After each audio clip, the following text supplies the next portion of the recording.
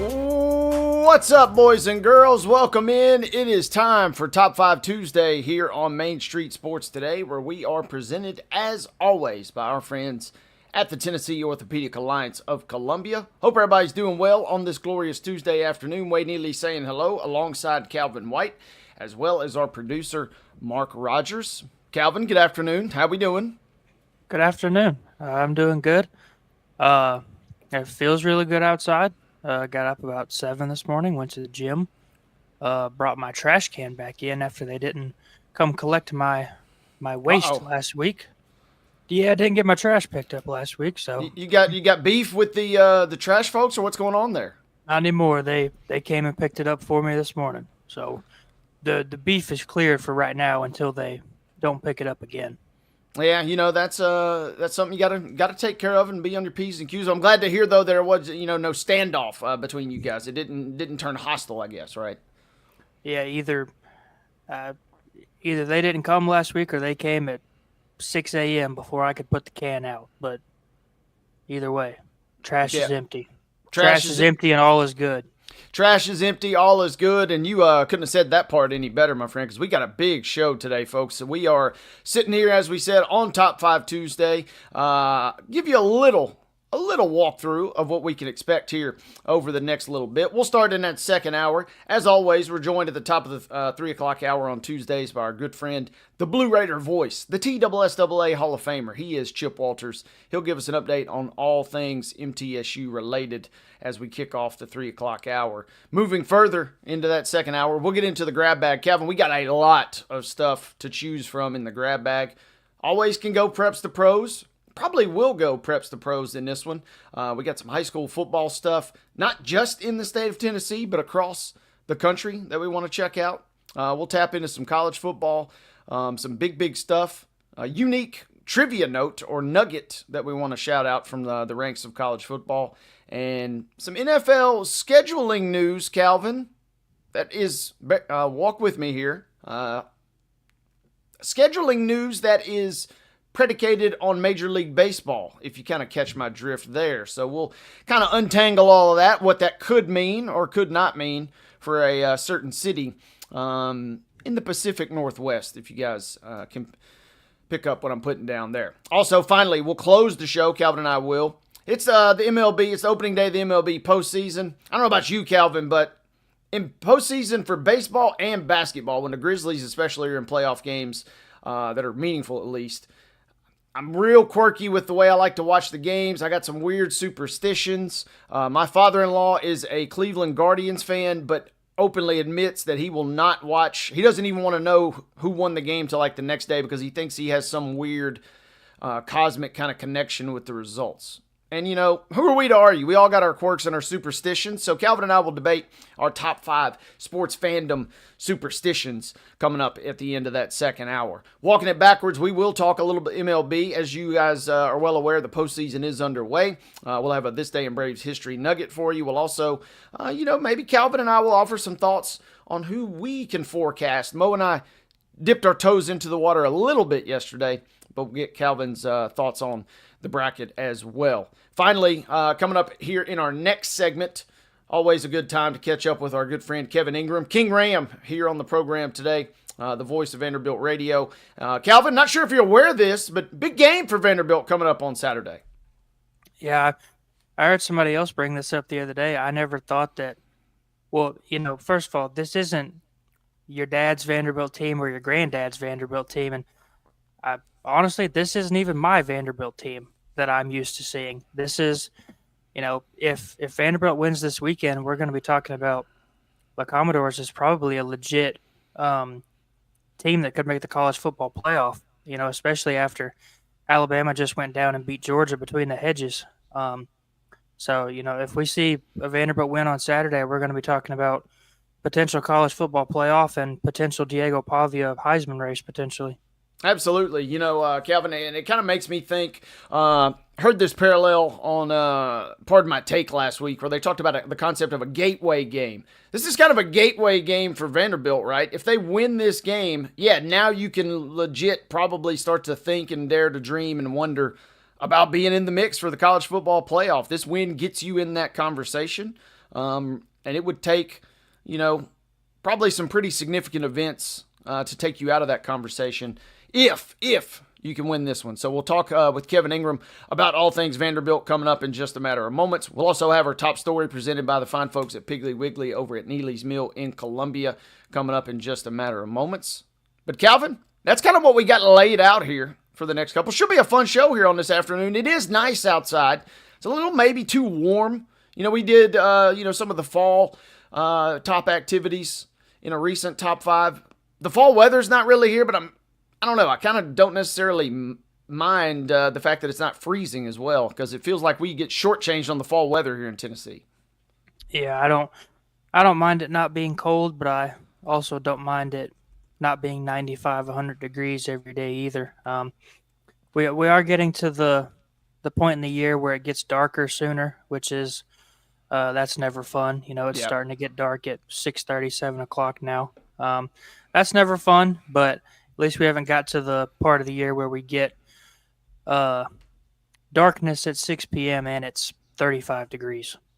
Absolutely. That is by far the worst. I don't even necessarily mind until it gets freezing. I don't necessarily mind even the colder or cooler temperatures, but when it gets dark at 4 o'clock, we got big problems. I'm not a big fan of that. So I digress. That's enough weather talk between me and Calvin. But we will keep this train rolling right along, folks. It's time to kick it off in style. It's time to give you yesterday's results. It's time to bring you today's schedule on a little thing we like to call the rundown. This is the Rundown.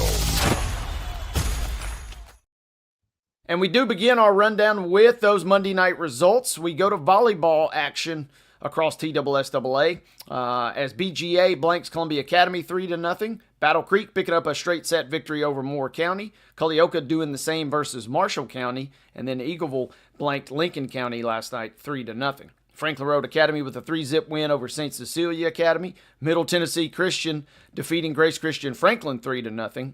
A lot of shutouts last night, but Murfreesboro Central Magnet did let a set slip away, but they rallied to win 3-1 over Smyrna. It was the same score, 3-1 Independence topping Oakland.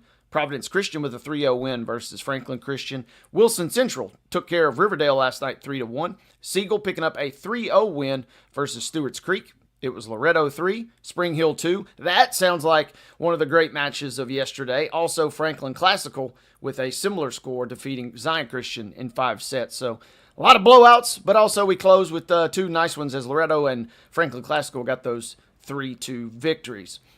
Girls soccer action from last night. BGA with a 9-0 win over St. Cecilia Academy. Brentwood Academy with a 1-0 victory over Pope John Paul II. It was Davidson Academy 6, Christian Community 2. Giles County with a 3-1 victory over Zion Christian. Hillsboro and Good Pasture. This sounds like a fun one. 4-3 was your final, Hillsboro winning in that one. Big rivalry showdown last night in Cheatham County as the Ashland City-based Cheatham County Cubs defeat Harpeth 4-1. It was Laverne 2, Smyrna 1. Springfield with a 7-1 victory versus Hunters Lane. And Hume Fogg 2-0 over White House Heritage. More on these games in a moment, but NFL scoreboard from last night. It was the Dolphins defeating the Jets 27-21. It was the Broncos topping the Bengals 28-3. Calvin, the schedule is yours. Tonight's high school volleyball schedule is as follows. Smyrna is at Riverdale at 2 p.m. A little in-school matchup. Providence Christian is at Franklin Road Academy at 4:30. Spring Hill is at Battle Creek. Watertown is at Stone Memorial. Those games are at 5 p.m. Blackman is at Wilson Central at 5:30. BGA is hosting Middle Tennessee Christian at 5:45. Franklin County is at Columbia. Hendersonville at Gallatin. Murfreesboro Central Magnet at Giles County. Mount Pleasant is at Hampshire. Loretto hosting Lewis County. Rockvale hosting Stewart's Creek. Eagleville travels to Smith County. All of those games are at 6 p.m. We don't have a time for this final one, but Siegel is at Cookeville. Moving over to girls soccer. Cane Ridge is at Glencliff at 4 p.m. Grace Christian out of Franklin is at Columbia Academy. Kip Global is Kip Nashville is at Ezel Harding at 5 p.m.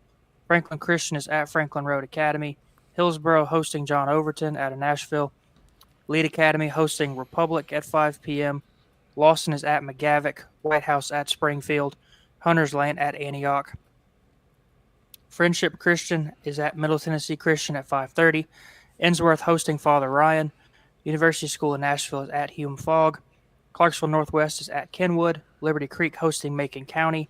Lipscomb Academy hosting Centennial. East Robertson is at McEwen. Sycamore travels to Montgomery Central. Oakland hosting Brentwood. Kip Antioch Global is at Rossview. Stone Memorial is at Watertown. We got White House Heritage is hosting Greenbrier at 6 p.m. And Green Hill is at Gallatin also at 6 p.m. Wade, you want to close us out? Yeah, I got it, brother. 6:30 kickoffs now as Page will travel to Rockvale. It'll be Warren County over at Spring Hill. Webb School is traveling to Zion Christian. Harpeth Hall is at CPA to close our 6:30 window. 7 o'clock kickoffs now. Columbia is traveling to Blackman. Summit's at Clarksville. Kirkwood on the road at Clarksville Northeast. Henry County is visiting Dixon County tonight. It'll be Siegel at Hendersonville. Brentwood Academy at Independence. DCA is traveling to Merrill Hyde. Nolansville on the road at Mount Juliet. Clarksville traveling to Pope John Paul II. Good Pasture is visiting Portland this evening. Franklin at Station Camp. Cookeville will visit Stewart's Creek. It'll be West Creek at Trigg County. That's Trigg County, Kentucky, folks. Also at 7 tonight, Lebanon is at Wilson Central. Shelbyville is at Murfreesboro Central Magnet tonight, but we do not have a start time, so check your local listings, as we like to say. Calvin, we mentioned the MLB postseason cranking up today, and we have a schedule for you guys tonight. We have a game that's currently in progress in the middle of the 8th inning. The Guardians getting ready to bat, and they need some runs. They trail the Tigers 2-1 in a game that's just a couple innings away from maybe going final here. We'll get you an update before we get off the air. San Diego will be at Chicago at Wrigley Field. That game is starting in just a matter of moments if it has not already begun on ABC. At 5:08 tonight on ESPN, it'll be the Red Sox and Yankees. That game is played in New York. And tonight at 8:08, the Reds will make the trip to L.A. to take on the Dodgers again. All those games tonight will be on ESPN. On ESPN2 this evening, as we cap the schedule for tonight, it'll be WNBA action when the Fever will look to sneak another win at the Aces. That game is coming your way at 8:30, and again, that will be broadcast on ESPN2. Pretty full schedule, a lot of results from yesterday, but ladies and gentlemen, that concludes today's rundown.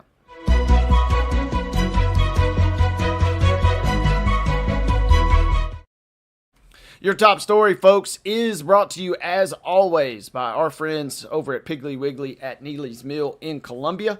Be sure and check them out where they are open from 11 a.m. until 6 p.m. And they have your delicious daily deli lunch options. I always got to be careful when I rattle that one off, Calvin. They have your delicious daily deli lunch options, and they also offer hand-cut meats where everything is cost plus 10% at the cash register. Once again, Piggly Wiggly, Neely's Mill in Columbia, presenting you our top story. Calvin, I was kind of afraid of this a little bit. On one hand, it's nice that we got not one but two Monday Night Football games. But unless you're a fan of the Dolphins or unless you're a fan of the Broncos, not a whole lot to really maybe get excited about. As we told you guys in the rundown, the Dolphins defeating the Jets 27-21, and the Broncos started slow but then really poured it on against the hapless-looking Bengals squad last night, 28-3. Calvin, any thoughts coming out of your viewings, if you will, or takeaways from Monday Night Football last night with the doubleheader? Especially with no Joe Burrow. I don't think we could have had a worse combination of four teams playing Monday Night Football. I mean, without Joe Burrow, the best team out of those four was the 1-2, now 2-2 Denver Broncos. And you know, the Dolphins and the Jets are kind of in that same boat. Well, the Dolphins aren't, you know, in the boat as much, but you know, the Jets are right along there with the Titans as being, you know, they are the top of the bottom of the NFL. They're competing for, you know, who's trying to be the worst team in the league. And we kind of saw that with a blowout Dolphins victory. And I would also estimate that these type of results are going to happen to the Bengals a lot this year without Joe Burrow. Yeah, main thing that I took away, I saw a social post last night that said, you know, obviously this won't happen, but you start to scratch your head and you kind of chuckle. Is Joe Burrow the MVP? Could he become the first ever MVP of the league without really ever playing a game? Because his absence is obviously apparent. And yes, the Broncos, as Titans fans know, have an elite defense. Reigning Defensive Player of the Year candidates kind of littered across the field there for the Broncos, and they took their shots early and often against Jake Browning, who, did come in relief of Burrow a couple weeks ago. He led that magical late drive to knock off Jacksonville. Jacksonville's only loss, by the way, on the season. But last night he was pretty awful. 14 to 25 passing, just 125 yards. They didn't get anything going on the ground with Chase Brown. He was limited to just 40 yards. And yes, Calvin, I'm conflicted on this because the Bengals did look awful.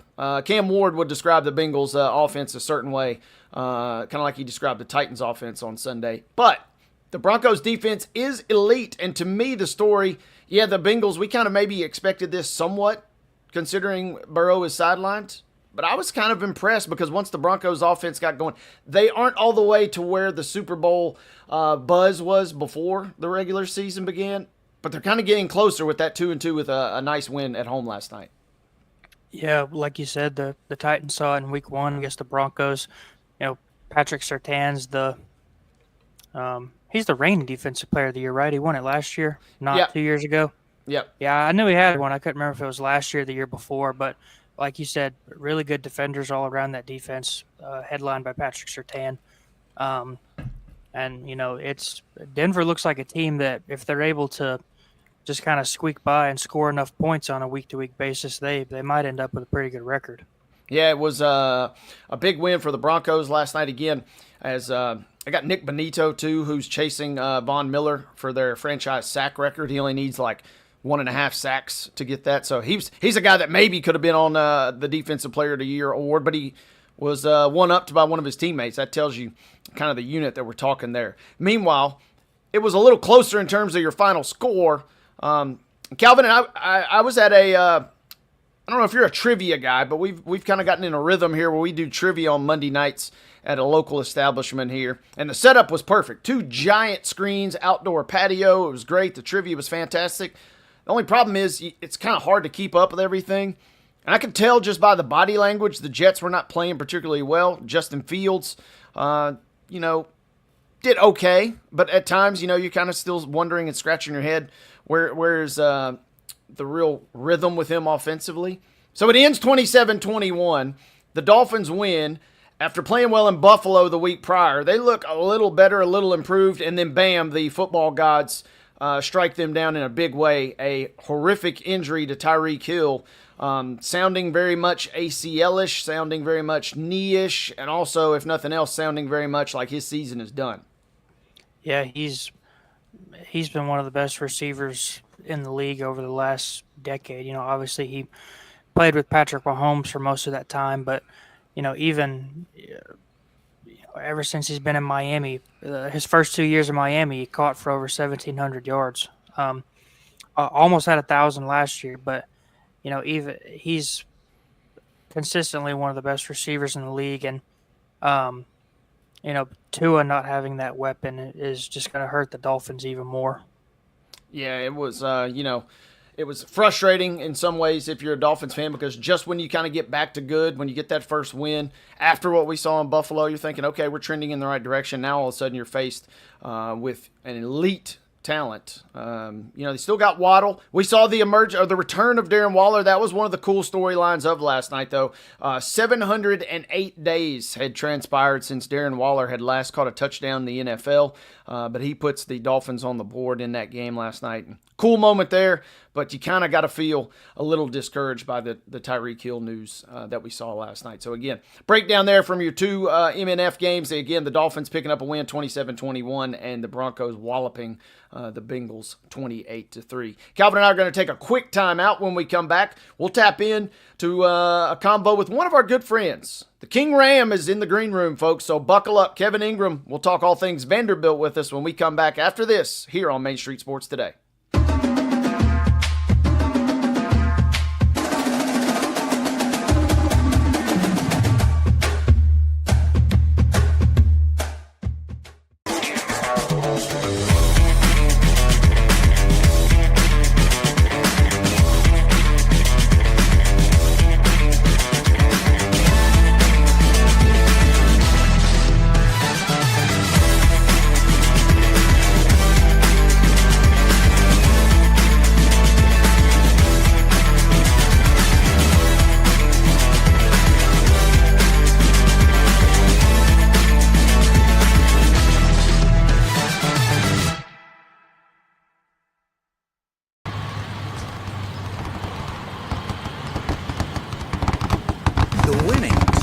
closer. All new Sportsbook, the latest gaming machines, live horse racing, and more. The Mid Gaming Hall, Kentucky Downs. Winning just got closer. Deep in a forest at Nashville Zoo, new creatures here for you to view. Phantoms graced in black and white swing high in trees of dappled light. In rocky crags, tall and steep, small antelopes with nimble feet. A wise old man with beard of white, a sentry perched on stony height. Amidst it all, a hunter lies, with coat of gold and steely eyes. A new adventure just for you. Leopard Forest at Nashville Zoo. Open now. Busy bee, yeah, busy bee. If you need Hold on, y'all, hold on. I need to make a call. Hey, this is Brianna with Busy Bee. I'm giving you a call to let you know your technician is on his way. 833. Busy bee. Guys, not yet. Not yet. Busy bee, oh, Now busy ready, bee. guys. Call 775-7833. Custom Stone Handlers supplies over 600 distributors and suppliers with quality stone products. Along with Riverstone, we produce and distribute over 100 building, landscape, and other bulk products. Our goal is to provide quality products, service, and partnerships to ensure our customers' success. We firmly believe the measure of any person or company is how you treat other people and customers. Give them a call at 931-490-4990 or visit CustomStoneHandlers.com.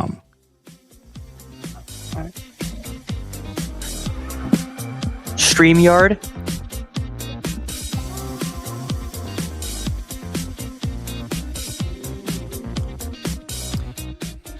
Welcome back, folks. Main Street Sports Today, presented as always by our friends at the Tennessee Orthopedic Alliance of Columbia. I think Calvin just gave us a DJ tag. That's going to be our new intro there with the StreamYard shout out. So kudos to Calvin for doing that. That is Calvin White. I'm Wade Neely. And we just told you guys, always a treat when we can catch up with our good friend, play-by-play voice for Vanderbilt Radio, talking all things Commodores.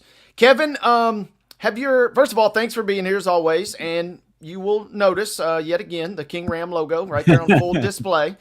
Have you embraced, accepted? Do you still feel you're in a little bit of a bizarro world when we sit here and Vanderbilt just keeps winning games, keeps taking names, and now has their biggest test of the season? All eyes descend upon the Commodores ahead of this weekend versus Vanderbilt.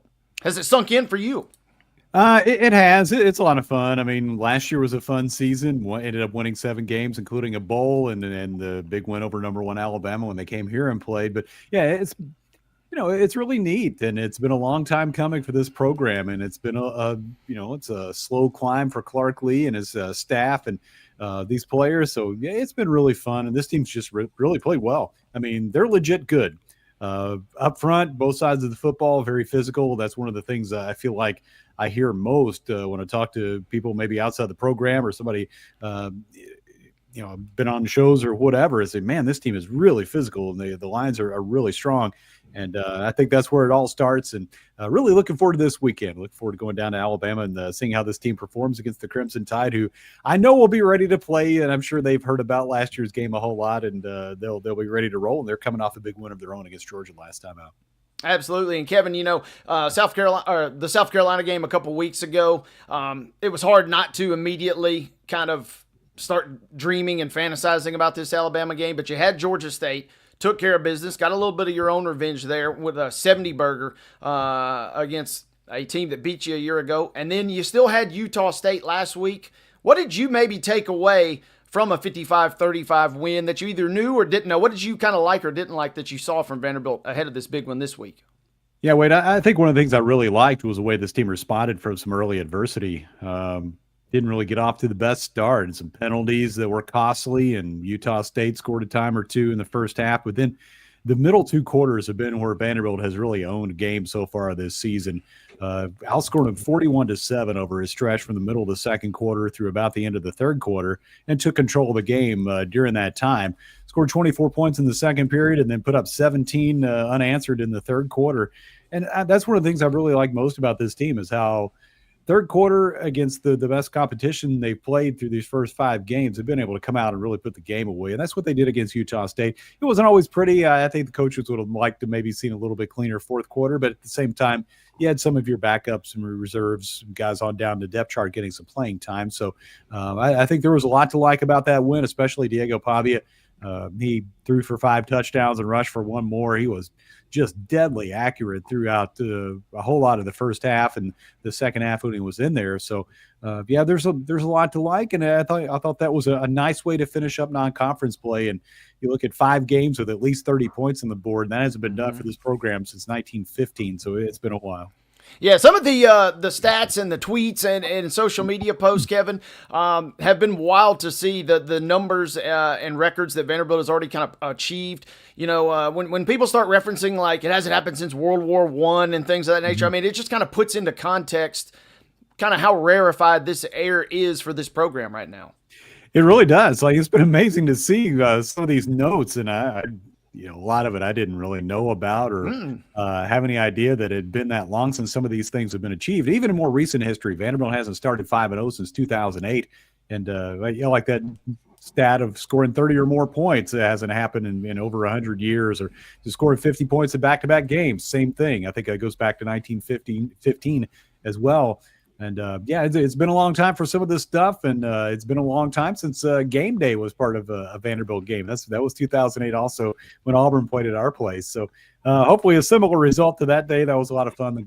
Vanderbilt ended up defeating Auburn that night. But yeah, there's been some interesting historical context to what this team's done so far. But the bottom line is they've played well and they've won all 5 games. Kevin, before last year, there was, a long stretch of Vanderbilt years where it felt like if they got down early, they were pretty much done. There wasn't a whole lot of faith, in Vandy coming back and at least being competitive in games. But, 2 times this year, Virginia Tech and Utah State last week, down early to Virginia Tech, and it was a close game early with Utah State. But what is it about this Vanderbilt team that, even if they're down or they're in a close game early, what is it about this Vanderbilt team that they can just flip the switch at any moment and turn it on and run away with the game?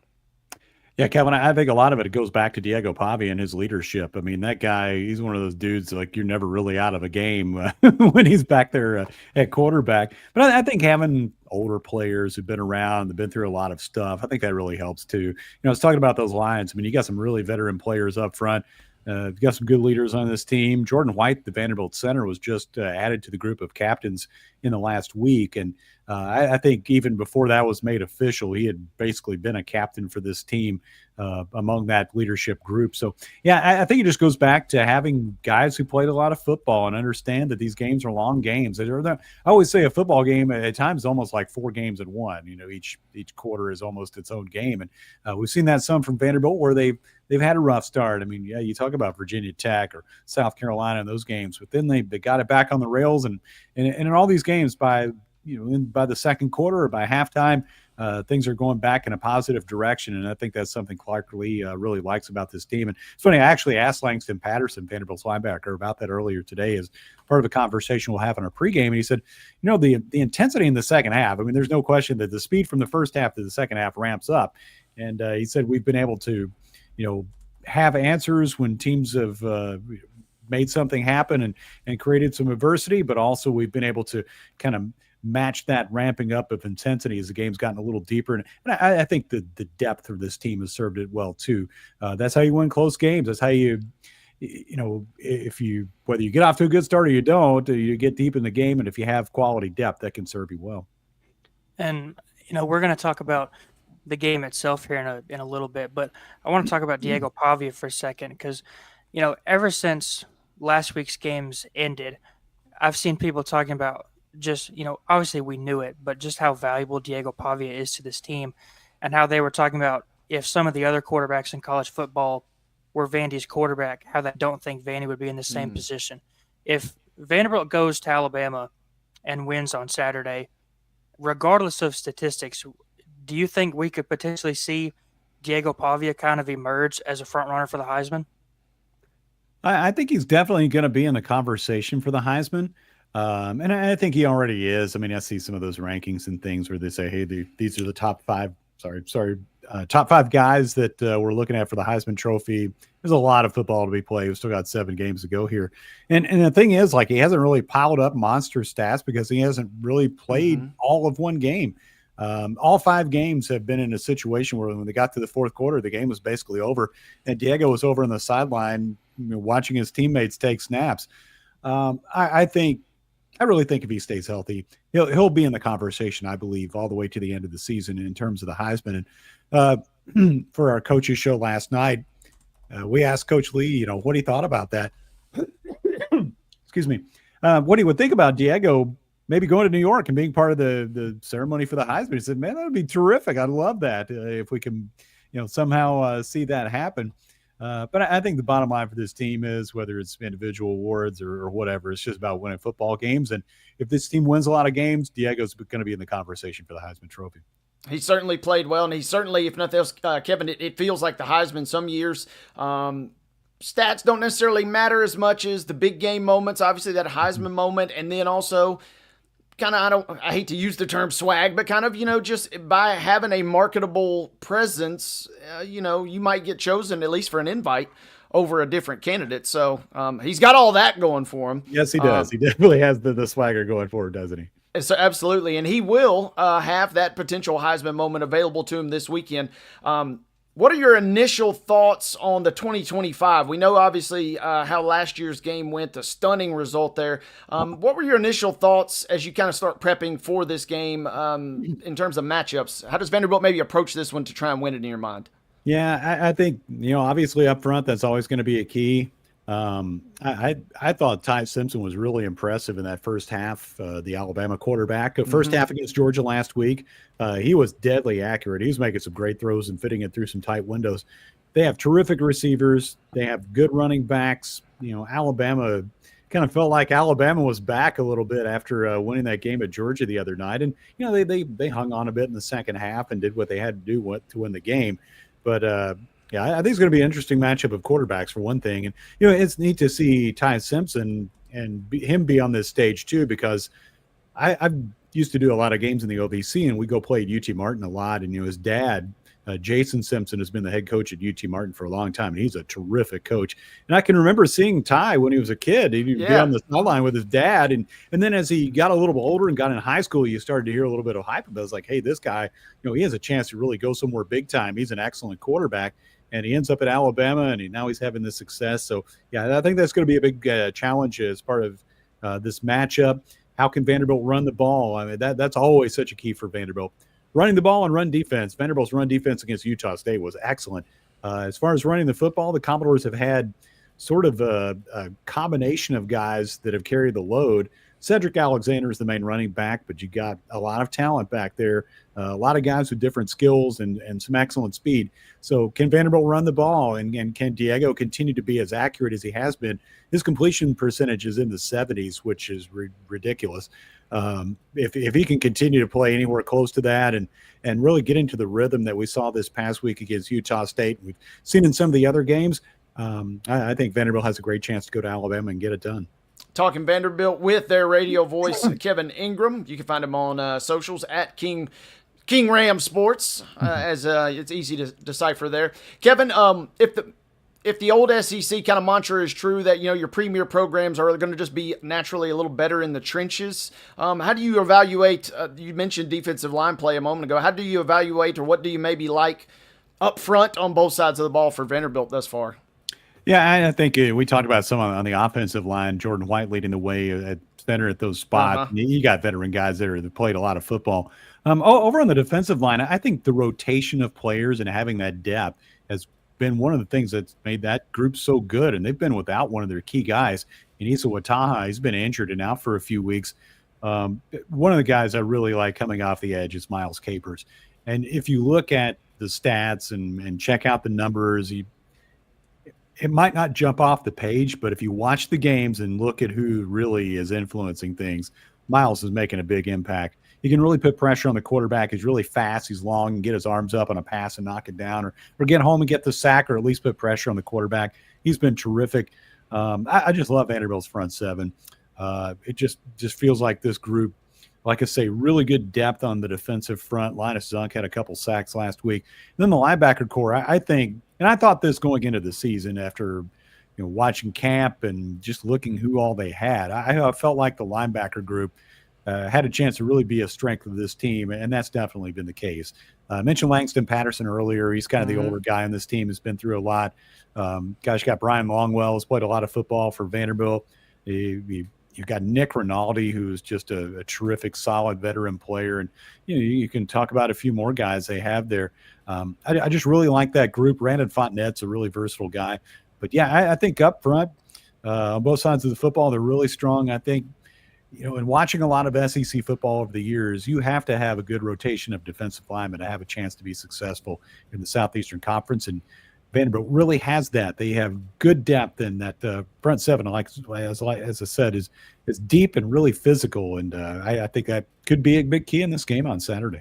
One other one I wanted to ask, Kevin, as we've gone through the season and played some challenging games in Vatech, and obviously played a good one versus South Carolina, but you had some teams that you could maybe hold back per se. But where I'm going with this is there still some stuff in the playbook that you think I won't be shocked if we see it on Saturday, like, as if we've been kind of waiting for maybe a big moment just to maybe kind of spring it against a team like Alabama when you need it most? Yeah, I mean, I'm sure there's some stuff that they've held back a little bit. And to me, one of the keys for the offense has been the play calling of Tim Beck. Yeah. I mean, he has been excellent. And even early in those games, like at Virginia Tech or South Carolina, when maybe something got blown up or didn't work early on, quick adjustments on the fly, and all of a sudden your offense is on the go. He's done a masterful job of calling plays, mixing it up, and giving teams different looks.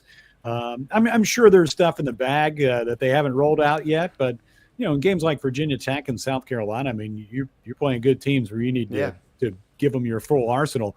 But, it'll be interesting to see, maybe give you some different wrinkles or something like that on Saturday against Alabama. Those guys who are great offensive coordinators and play callers, they always have something in their back pocket that they can roll out in a key spot. Kevin, obviously everybody's going to take their lumps in the SEC, and kind of along the same line as the Diego Pavia conversation, especially with the expanded playoff, do you think that if Vanderbilt keeps playing the way they're playing, if they pick up, marquee wins over Alabama and some of these other top-tier SEC teams, do you think that at the end of the year, Vanderbilt could potentially be in the conversation for a playoff spot? I mean, I think so. I mean, you look at the SEC, and there are a lot of tough games ahead. The remaining 7 games are all conference games, so you have 7 opportunities to make your case and build your resume.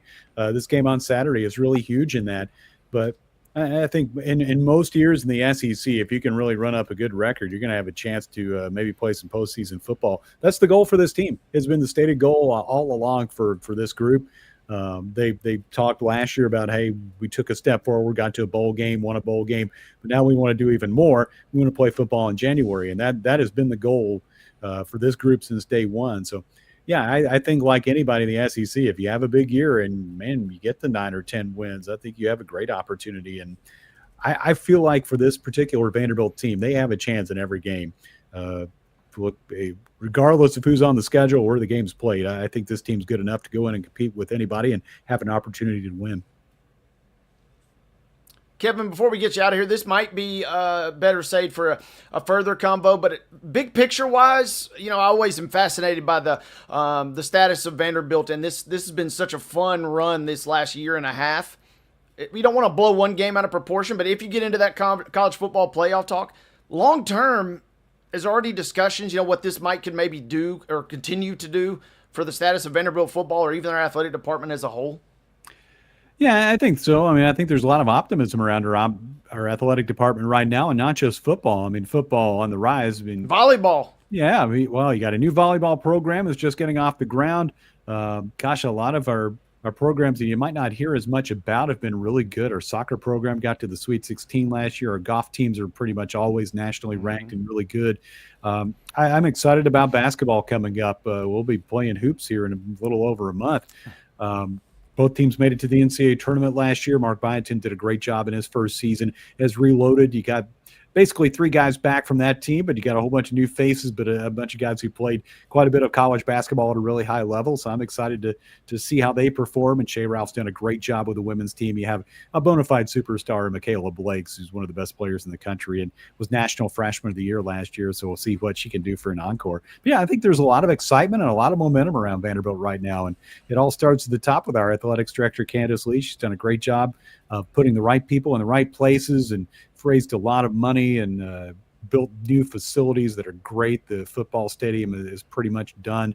That South End Zone project just looks fantastic if you haven't had a chance to check it out. So, yeah, there are a lot of things going on the Vanderbilt campus in athletics that are really, really positive right now, and it's been really fun to be a part of. For folks that have not checked it out yet, I feel like if you knock off Alabama, you got a great opportunity. You got the bye week, but then you got LSU coming to the house in a couple weeks. Kevin, as we close, tell folks how they can catch you and your broadcast this weekend. We know it'll be televised. We want to give the real diehards the shout out there. Yeah, that's right. Hit mute, and we'll be on 94.9 The Fan locally. And also on the Vanderbilt Athletics app, where you can, there are a couple other ways that you can stream our game. On the Varsity Network app is always a great place that you can find our broadcast pretty much carried all on there. So, yeah, check us out any of those places. And we have Commodore Hour on Monday at 6 o'clock and do some daily updates and social media things as well. So, yeah, check it all out. It's going to be a lot of fun. I'm looking forward to going to Tuscaloosa. It's going to be cranked up down there, and game day will be there, and the whole deal. So it's going to be great. We're pumped, and we're pumped for you, Kevin. We know you guys are going to have a big time, and we hope that Vanderbilt has a big game this weekend as well. Kevin Ingram of Vanderbilt Radio, thank you so much for your time as always, King Ram. We'll see you soon. All right, anytime. All Thanks right. for the logo. Thank you, sir. That was, again, our good friend Kevin Ingram of Vanderbilt Radio. And Calvin, man, this game is going to be so fun, but it felt like, whether you're a Vanderbilt fan or not, as soon as they knocked off South Carolina, it's kind of like Christmas morning, right? Like you're just already anticipating this rematch from an epic game that occurred right around the same time last year and shook the college football landscape to its core. And you can open your presents coming up at 2:30 on Saturday. Yeah, it sounds like a bad thing to say, but I think that people that aren't Vanderbilt fans kind of have always felt bad for Vanderbilt, just because they've always been so bad. And, now I think it's a situation where even if you're not a Vanderbilt fan, you think it's cool to see Vanderbilt winning. Most of my lifetime, I've never seen, Vanderbilt be this good. And so, most of the time if I can, I'm watching the doors on Saturday and hoping they can keep it rolling. Looking forward to it. And yes, I'm just hoping it's a good game. Vegas, has got the line posted at Bama at 10.5, which is crazy because that line was virtually doubled, over the course of the summer. So Vegas is wisened up to Vanderbilt, and I'm going to be fascinated. Tune in to Friday's show. Mo and I will pick against the spread, but it is going to be a tough decision because Vanderbilt looks great, obviously, Calvin. But on the flip side, Alabama seemingly has risen from the dead and really looked impressive, especially in that first half at least, versus Georgia last weekend. Yeah, after they got blown out by Florida State the first week of the year, people were calling for Kalen DeBoer's job, and a win against Georgia between the hedges, and handing Georgia its first home loss in 6 years. I never thought I'd say that Alabama has been revived, but like you said, it seems like Alabama's kind of come back from the dead a little bit. And I think the line's like 13.5 in favor of Alabama this Saturday, hoping it's a... it depends on kind of where you're shopping. The one I'm looking at right now has 10.5. So if you don't like that number, look elsewhere. Maybe you can find that 13.5. I know it's posted higher somewhere else. You're right. Yeah, so especially with game day, hoping that's a good game from start to finish. Absolutely. Looking forward to a big showdown. That is really, I know we're based here in the mid-state, and, I know we talk a lot of Vanderbilt on this show, and I know we even got a lot of Alabama fans that watch this show, but no bones about it. Other than Miami and Florida State, which just obviously we'll talk more on them later, but coming off that loss on Thursday to Virginia, this is your biggest game of the week. It has massive, as Calvin has said a couple of times, playoff implications. It's got massive Heisman implications for both Simpson and Pavia. Should be fun. Again, 2:30 coming up on ABC, but also you can find Kevin Ingram locally on Vanderbilt Radio. We're going to take a quick time out. When we come back, we'll update you guys on the MLB postseason. We got one game that has just gone final. We got another game in progress. We got two more games tonight. It's the opening day of Major League Baseball's postseason, and Calvin and I will talk it when we come back after this. Second hour is straight ahead, but first, MLB chatter right here on Main Street Sports Today, presented by TOA of Columbia.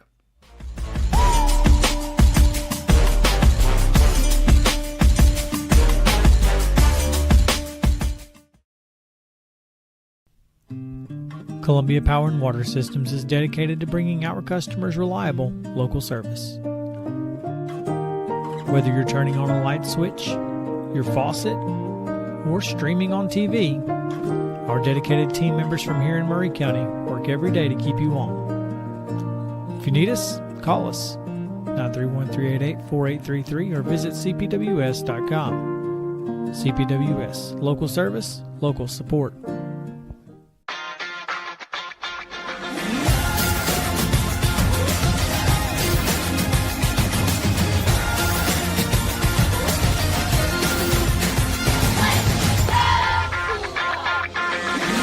Zion Christian Academy at zioneagles.org or 931-388-7531. You can schedule your appointment to visit their beautiful campus. Again, zioneagles.org or 931-7531 to schedule your visit today.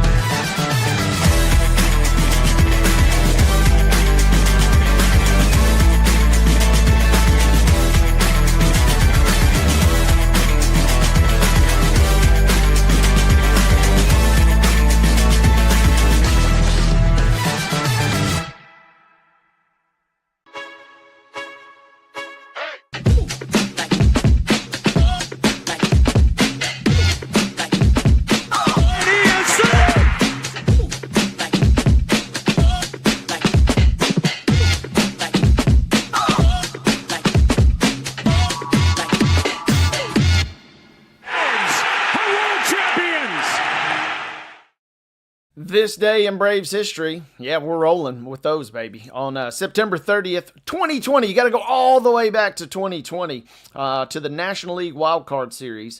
For the first time, a game remained scoreless for the first 11-plus innings, as the only run in an opening game between the Reds and the Braves came in the bottom of the 13th. It was Freddie Freeman driving in Christian Pache with a single off Amir Garrett, long after a thrilling early duel between starting pitchers Max Fried and Trevor Bauer. That was this day in Braves history. Back in 2020, scoreless, guys just dueling. Good, fun playoff memory there for the Bravos, Calvin.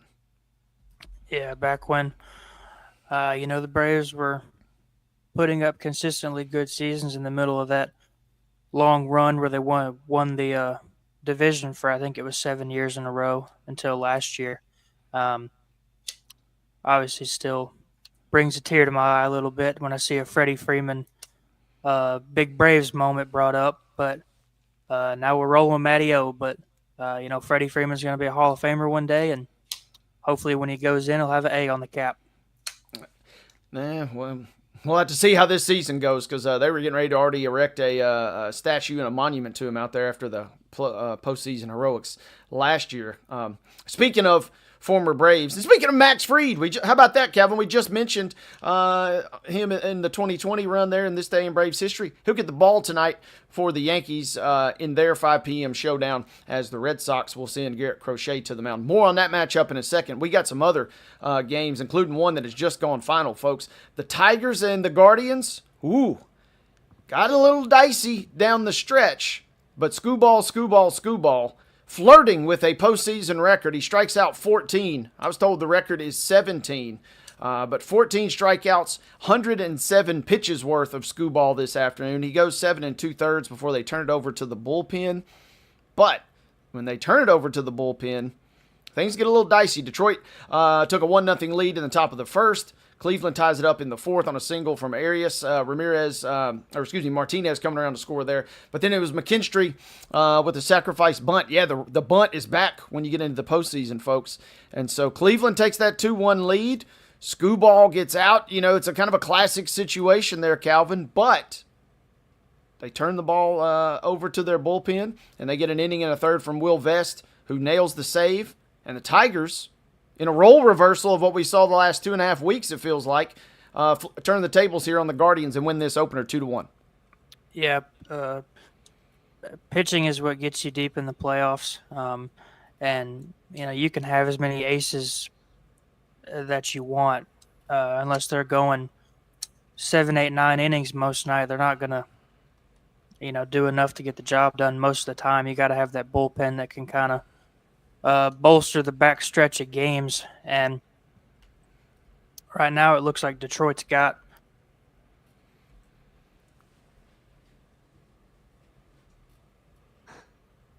Can you hear me? Yeah, I got you there. I can't hear you. I lost Calvin there, or he lost me somehow. Producer Mark is feverishly trying to restore us here. I can hear everyone. So we're going to take Calvin down real quick, and we'll bring him back in. But kind of to set the stage there, it was interesting because the Guardians had runners at first and third with 2 outs. And kind of unusual circumstances, try to put down a bunt, kind of obviously with 2 outs, a bunt single situation. Did not work out. They also had a runner in Ramirez thrown out at home. Calvin was watching that one a little more actively than I was. It's on in the back, but wasn't able to check it out. But at the end of the day, it is a win for the Tigers. Skubal, as Calvin was pointing out, this guy was dealing, folks. Likely to be your AL Cy Young Award winner. 7 2/3 innings. Again, he gives up just 3 hits, 1 earned run. Fanning 14. He issued 3 walks, but you'll live with those when you're dishing out 14 Ks. And again, the Guardians, who came in on such a roll, now all of a sudden, pressure instantly mounts. Kind of like Mo and I discussed on yesterday's show, folks, with the Ryder Cup. The pressure can just ratchet up in a hurry, and if you're not prepared for that, in the blink of an eye, it can really swallow you up. And if Detroit can bounce back again with another win and take a 2-0 lead, coming out of Cleveland, this thing could really be interesting coming down the stretch. Meanwhile, over in Chicago, it is the Padres striking first. They were scoreless in the first inning, but San Diego getting on the board in the second, putting up just 1 run, but getting that one. It was Xander Bogaerts with an RBI double. There was also a throwing error by Pete Crow Armstrong in there too. So San Diego kind of getting in the mix and taking a 1-0 lead. Does not feel, I know Nick Pavetta's, who's already got 5 strikeouts, by the way, through 3 full innings. I know he's kind of dealing, but Matthew Boyd pitching for the Cubs. Doesn't feel like 1 run is really going to hold up in its entirety in this game. So more to be had as that game is through 3 full innings. We're going to attempt to bring Calvin back into the mix. Are you there, partner? I think so. Can you hear me? Yes, sir. You got me. Yeah. Mark could put me back on the screen here. Hey, put it back up on the screen, producer Mark. Come on. We love Mark making the magic happen, and we had Calvin lost for a minute. Calvin, you were kind of offering up a point there on Skubal and the ace factor that kind of comes into play when you get into the postseason. Yeah, just about everybody's got an ace, but if you don't have the bullpen to, finish out games and, go 3-4 innings, if you need them to, then most of the time you're not going to make it very far in the postseason. And right now it looks like Detroit's got, the level of bullpen that can carry you to some wins if it needs to, if the bats aren't going. Absolutely. Those teams get right back at it tomorrow, same time. They start at high noon here in the Central Time Zone tomorrow as Cleveland at Progressive Field.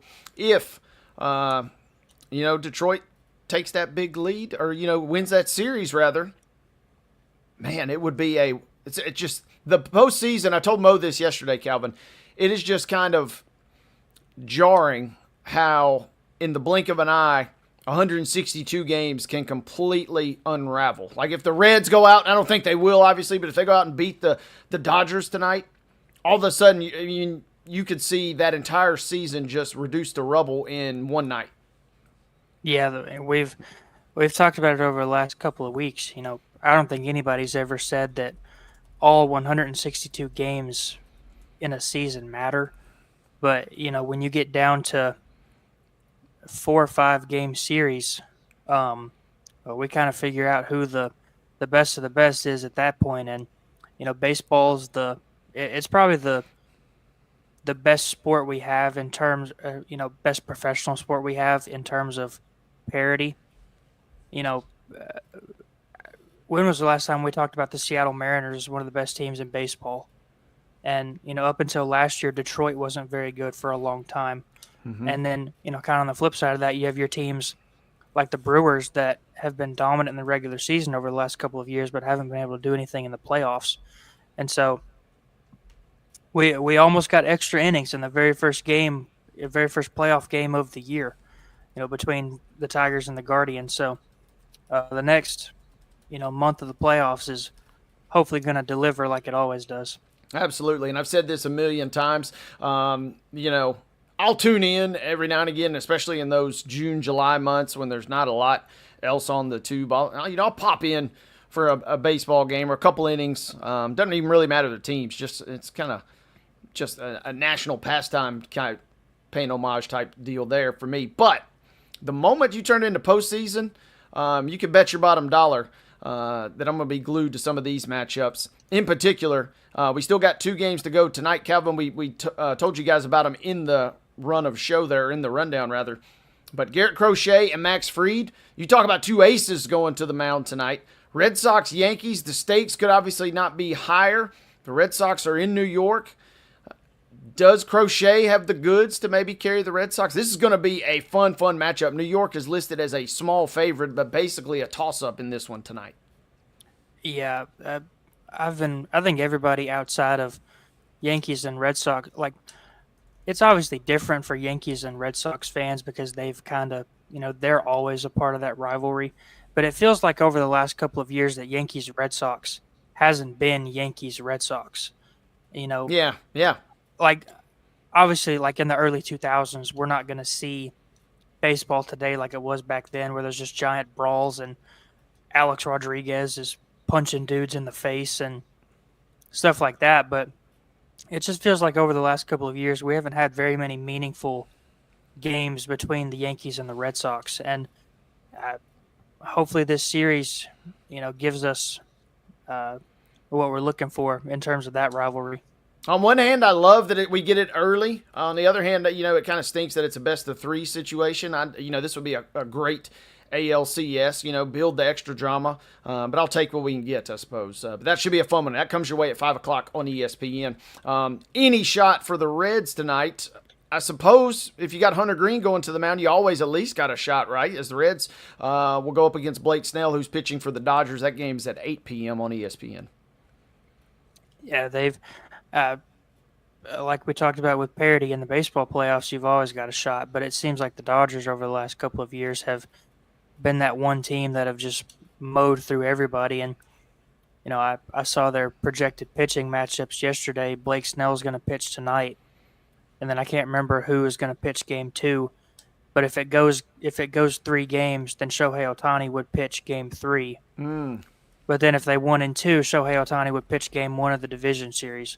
And did you ever think there'd be a team where you could see Shohei Ohtani be the 3rd string starter in a divisional or in the wild card round? Yeah, I mean, it boggles the mind just how wild and unique and just kind of jaw-dropping that whole situation could be, and how that series, you know, who knows? We got some Reds fans around here that tune into this program, so best of luck to them. Before we get out of MLB chatter, I checked the ESPN play-by-play after our friend and coworker David Wilson texted us the score at the end of the Cleveland game. Have you seen how the Cleveland Guardians lost this baseball game? So a friend of mine had sent a different text, and there was a bunt attempted in some capacity. Is that the play he was talking about?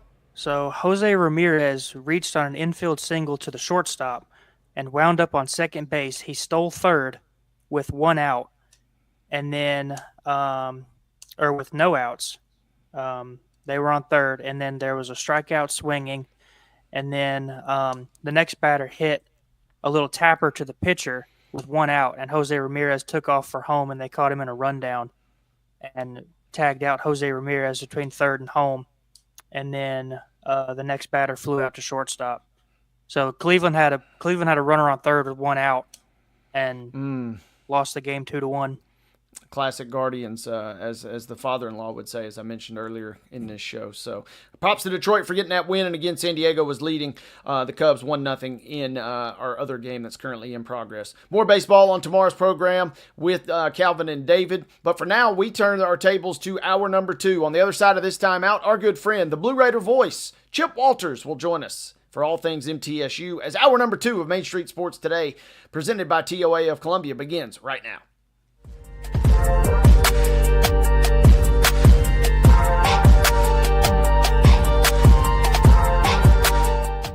Jones & Lang Sporting Goods here in Columbia has been outfitting teams, officials, and anybody else from T-ball to college for 50 plus years. Be sure and check them out at 931-388-8060 or online at jonesandlang.com. Jones & Lang Sporting Goods, the look of a winner. Zion Christian Academy at zioneagles.org or 931-388-7531. You can schedule your appointment to visit their beautiful campus. Again, zioneagles.org or 931-7531 to schedule your visit today.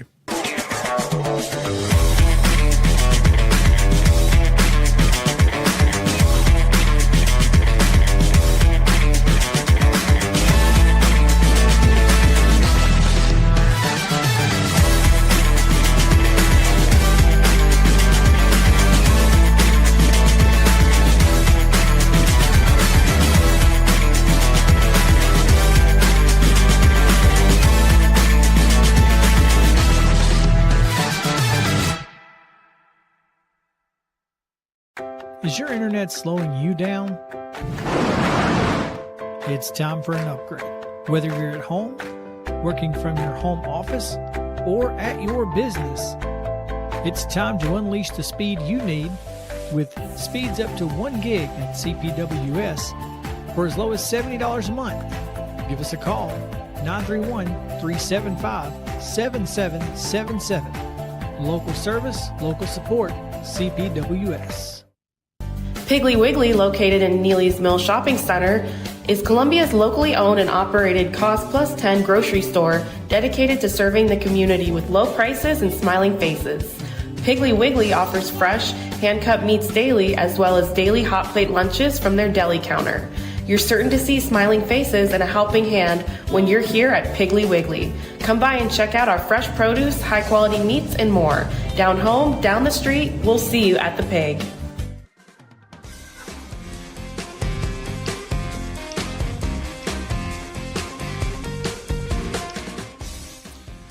Hour number 2 of Main Street Sports Today, presented by our friends at the Tennessee Orthopedic Alliance of Columbia, is rolling right along. Top 5 Tuesday here, coming up at the end of this second hour. Calvin and I, in honor of the MLB postseason beginning, we'll break out the rally caps. We'll give you our top 5 sports fan superstitions, or rituals, I guess, if you will, in a sense. So stick around for that, again, coming up at the end of this second hour. But for now, we begin, as we do almost every Tuesday. It's time to talk all things Blue Raiders with our good friend Chip Walters, the MTSU Blue Raider voice. Chip, how we doing on this Tuesday? Enjoying a late Indian summer kind of day here in the borough. A little warm, but not all that uncomfortable today. The clouds help out a little bit, but just grinding into another week and transitioning into the midweek CUSA format with that we kind of transition into that with 3 games this week, and you'll start seeing a lot of Conference USA games during the month of October on the main channels of the ESPN platforms and CBS Sports Network, things like that. Yeah, and it doesn't really quite feel like football season until you can crank up the TV on a Tuesday or Wednesday and just, you find some teams there waiting on you, and sometimes it's our beloved Blue Raiders. Well, and this week, it's what's interesting is you had a full slate of games on Saturday, and then you come back, and this Thursday you've got a conference game, Sam Houston at New Mexico State. That's on CBS. Friday night, Western Kentucky at Delaware. That's on CBS. Saturday, FIU at Connecticut, and it's in the 2:30 afternoon window. That's on CBS. And then you get into next week, Wednesday, Missouri State will be at Middle.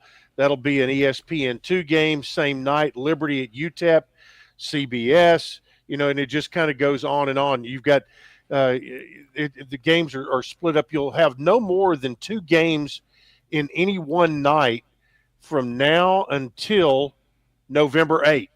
You'll have games typically on 3 or 4 days a week, and to maximize the television exposure. And let me tell you a couple of things. Number one is that I've been told that midweek Conference USA games garner about 3 times the television audience that a Saturday afternoon or Saturday evening game would draw with the number of TV sets, that simply because you can cut through the clutter, and right there it is. You know that on CBS on Wednesday and Thursday nights, you're going to have a game. On ESPNU or ESPN2, you're going to have games. So there's that. And also, I've been told from reliable sources that these games in the midweek are hugely popular with the man in the desert. So there's a lot of action on those games, and one of the things that it tells you, and since so much of it's legal now in sports betting, this year, and it was this past weekend for us, that we actually saw for the first time availability reports in football, so both Middle and Kennesaw had to post an availability report an hour prior to kickoff. So we actually didn't really necessarily have to guess on who was going to be out and all of that. But there's a lot of that again, that the sports betting world has helped drive some of that. I know you feel this way as well, Chip, but what you just said, as a play-by-play guy myself, that brings a tear to my eye. Exactly. Actually knowing who might actually play in the game is helpful from time to time. So it really is, and because most of the time I'm sitting there an hour prior to kick and texting Mark Owens, our athletic communication director, and who am I not going to see tonight? That kind of thing, and here you had the probables, and you had the ones that were definitely out, and the ones that were out didn't play. The ones that were probable or possible, I can't remember exactly how they listed them, but Hunter Tipton, tight end, for instance, he was one that I remember in particular that was listed as probable, and he played and played well. So, so there you go. That's one of the new things one of the new tools in the tool chest right there, the old availability report. Real quick, this is a deep cut too, and is it SEC type where they produce an initial and then you get a final, or no, just one. Okay. You get one an hour. They post it. It's posted on the Conference USA website an hour prior to kickoff. Okay. So. But something is better than nothing, and you're right. Sports betting probably is fueling a decent amount of that. But it's as much as we love college football, there's still kind of some old archaic traditions in some sense, and actually knowing who's going to play in said games is helpful. So, guys that did play Saturday, Chip, what can you tell us? Kennesaw jumped on the Blue Raiders early and ended up winning that game 24-16 as MTSU dropped its CUSA opener. I'll just kind of give you my take of what Yeah. what I saw. Number one, Kennesaw's quarterback physically looks like and plays like Cam Newton. And when you go back and you think about how fast Auburn played and that's what they do. Jerry Mack, the coach at Kennesaw, he's been on Josh Heupel's staff now for several years. Prior to that, he was offensive coordinator at Rice, but he obviously learned, he has picked up a lot of stuff while with Heupel, including that jet speed offense that they can play from time to time. And that's what they did. They came out, and it was a little bit of shock and awe. They scored 3 touchdowns in the third quarter. And you know what the average length of their touchdown drives was in time? 39 seconds. Oh my goodness. So quick strike capability. It was quick strike. And what they if they hit a big play, they even play faster on the next play and try to take a shot and then they hit one of those. But it's crazy. You go back and you look at the stat sheet from the game. Total offense, middle 460, Kennesaw 334. Passing yards, middle 305, Kennesaw 177. Rushing yards 155 to 157. First downs, middle 24, Kennesaw 17. Now here's the biggie. Time of possession, middle 39 minutes, Kennesaw 21 minutes. And a lot of times stats don't tell the story. Well, right there, what you see right there, just in what I just told you, does not tell the story of the game. You dig a little deeper into the stat sheet, and here's one we had at halftime, and you guys in particular will appreciate it. One of the stats that you always look at is yards per completion. That tells you what, are you having, big plays or whatever. At halftime, Middle's yards per completion was 1.1 yards per completion. Oof. Kennesaw State at the same time, 25.4 at halftime. And, and you think about it, your offense has its best day of the year, but you throw an interception at the goal line. You have 2 red zone possessions that come up empty, including the one with the interception. But, you gave up big plays. And again, you cut your penalties in half from last week. You go from 12 to 6. Yeah. But of your 6, 5 came in the first quarter. And when you were having, all kinds of difficulty, getting their offense corralled with your defense, then you had, you were having you had a couple of holding calls in there that were just drive killers. And so, that there was a whole lot to the story of how that game took place. So many good things. I mean, Nick Vattiato had a great game. You had your first 100-yard back to run for 100 since Flip Cradle ran for over 100 against Duke last year. You had, again, Vattiato had a big night. You had you also had a big night from Najee Cox. Yet again, he's becoming the guy. And Cam Lacey got involved. He had 76 yards on 8 receptions, got hot as a depot stove in the second half, and almost brought Middle back.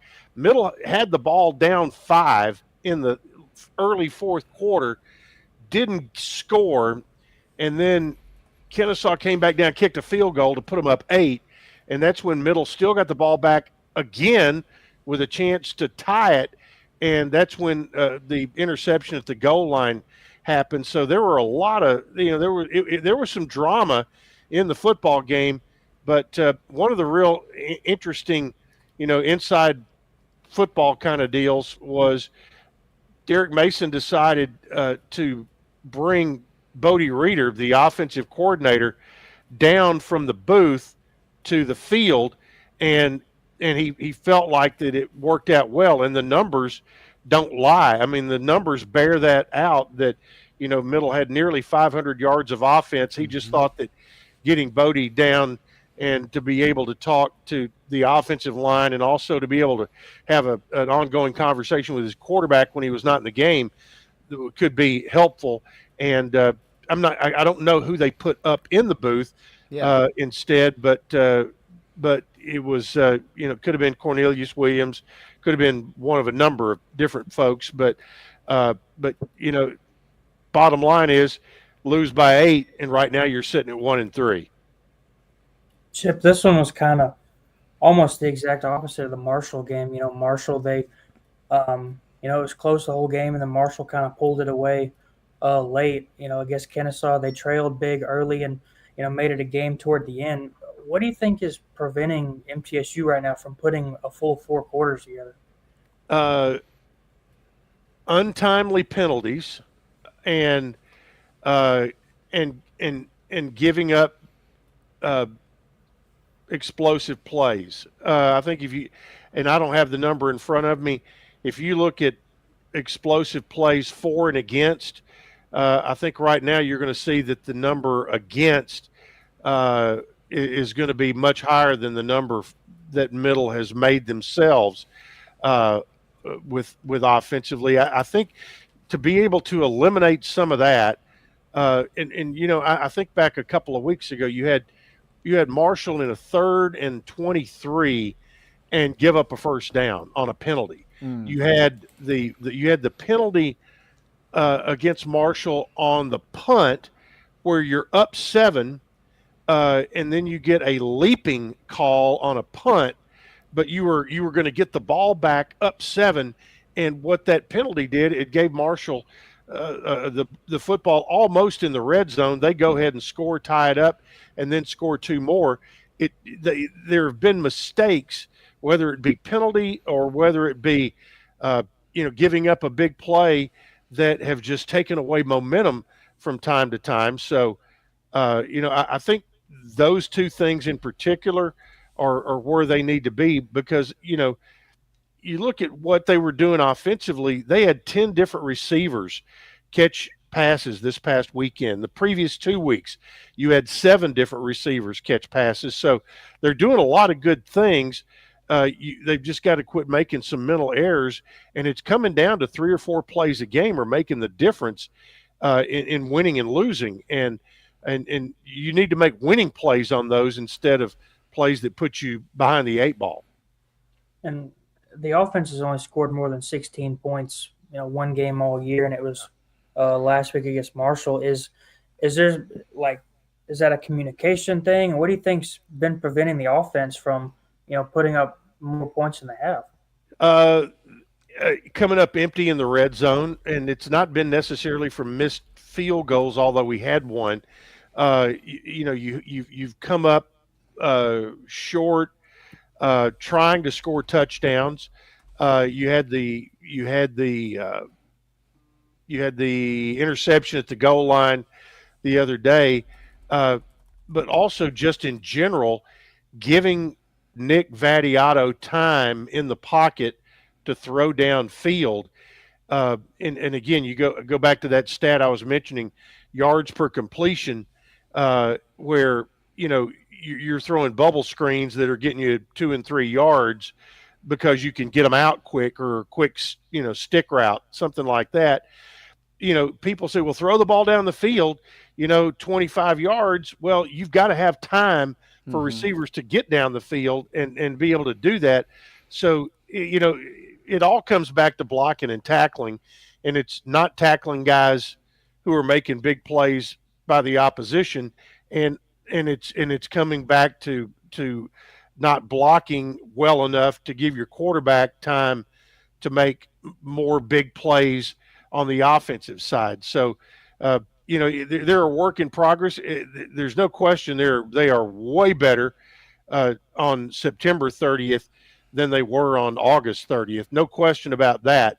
Now you turn around and you've got you go into these midweek games. You've got Missouri State, who went to Marshall and won, and held their own against Western Kentucky this past week, losing by 5. Delaware has they have been rolling and went down and just blasted FIU down in Miami, and FIU's been playing better. So then you got Jacksonville State, who is still, I think, they have shown they've had some good moments, but got beat pretty handily at Southern Miss this week.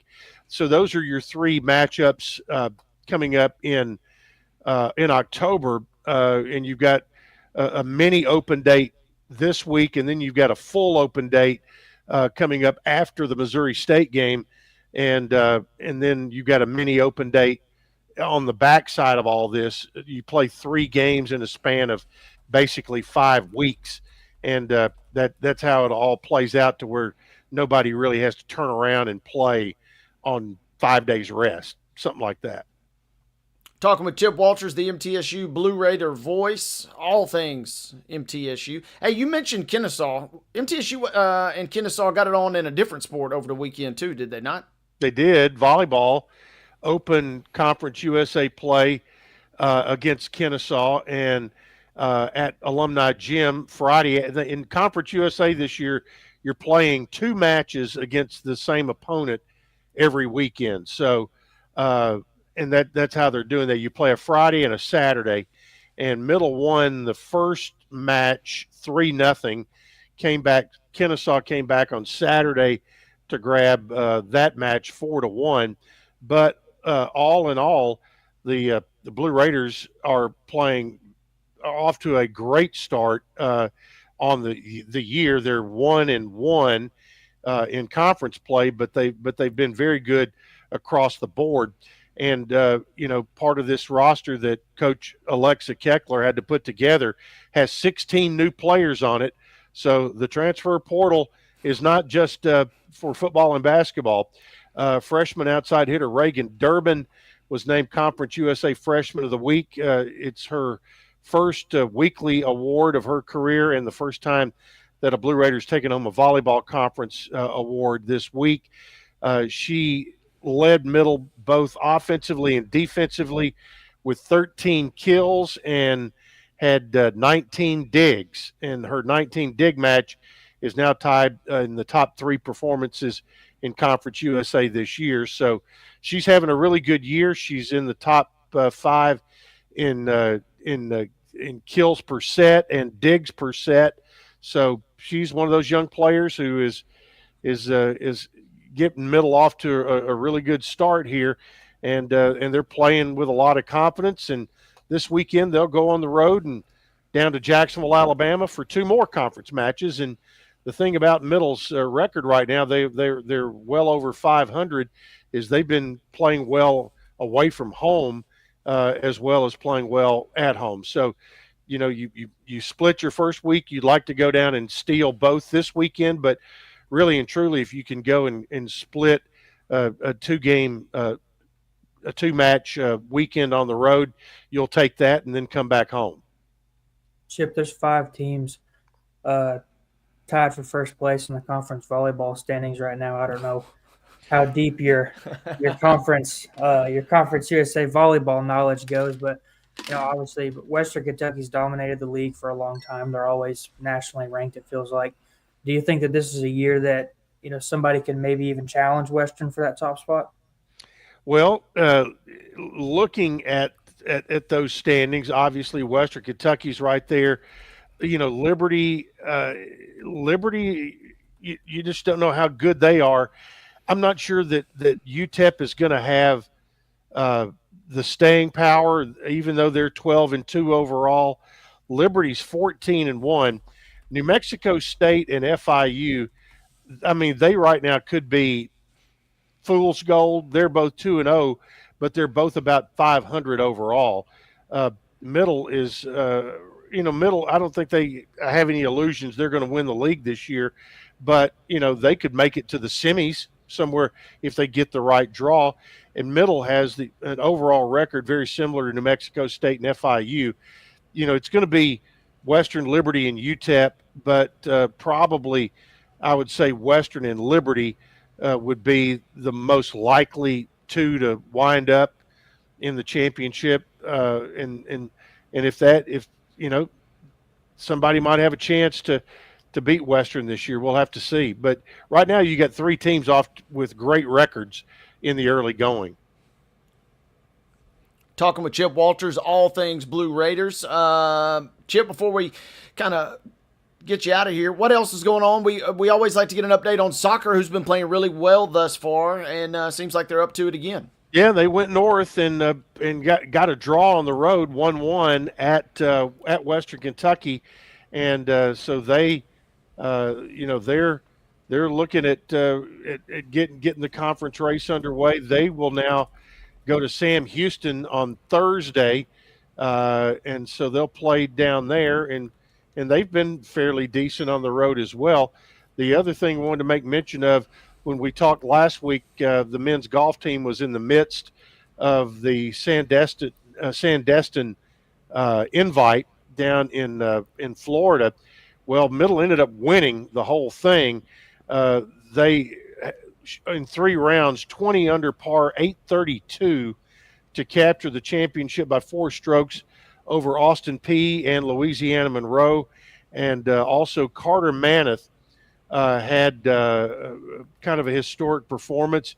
He earned his first career win, had a bogey-free round on the last day, 6 under par, 65, and set the program record for the lowest 54-hole total, finishing at 16 under par, 197. And I'm happy to report that the Ryder Cup fans were not at Sandestin to give the college kids a bunch of grief. Hey, I was just getting ready to say, embarrass themselves even further. I was just getting ready to say, it sounds like the U.S. could have used some dose of Carter this weekend. I mean, man.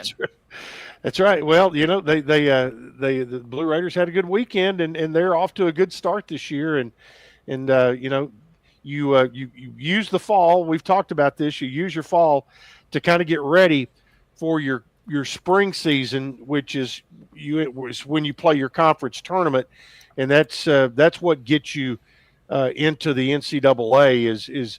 But you want to play well in the fall to where you get those golf stat rankings and stuff like that, to where you're not having to try to make it all up in the spring.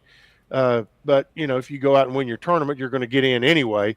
But there's an awful lot of at-large spots that'll be available, and they're playing well. And Carter Manath, just had a great week, and obviously he slept good, ate well, and the weather was to his liking down in Florida. Yeah, that's a good run right there, man. Yeah, medalist honors, 66, 66, 65. And the cool thing too, Chip, sounds like Calvin White's putt scores. Yeah.